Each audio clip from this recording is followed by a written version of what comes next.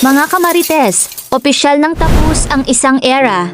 Matapos ang 6 na taong pagsasama, kinumpirma ng kani-kanilang management na hiwalay na sina Gerald Anderson at Julia Barreto.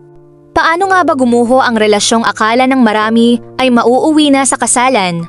Kung babalikan natin, napaka-kontrobersyal ng simula ng Gerald. Taong 2019 nang magkasama sila sa isang pelikula na sinundan ng pasabog na revelasyon ni Bea Alonzo na siya ay ghosted ni Gerald.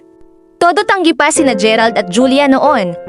Hanggang sa maging opisyal ang kanilang relasyon noong 2021, nalagpasan nila ang matitinding pambabatikos at naging matatag sa loob ng ilang taon. Pero nitong Setyembre 2025, tuluyan nang nag-anunsyo ng hiwalayan ang dalawa. Kasabay nito, yumanig ang internet sa mga chismis na may nadawit umanong third party. Ang rising volleyball sweetheart na si Vanny Gandler. Namataan kasi si Gerald na nanonood ng mga laro nito. Agad namang bumasag ng katahimikan si Gerald sa pamamagitan ni OG Diaz.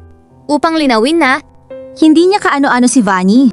At siya mismo ang may pagkukulang sa relasyon nila ni Julia. Maging si Vanny ay nag-post din upang itanggi ang fake news. Ayon sa mga report, maayos at mutual decision naman ang kanilang paghihiwalay. Pero hindi mapigilan ng mga netizens ang magkomento. Marami ang nagsasabing ito raw ay karma. Dahil sa kung paano sila nagsimula noon kay Bea. Kayo mga ka-showbiz, naniniwala ba kayo na karma nga ito?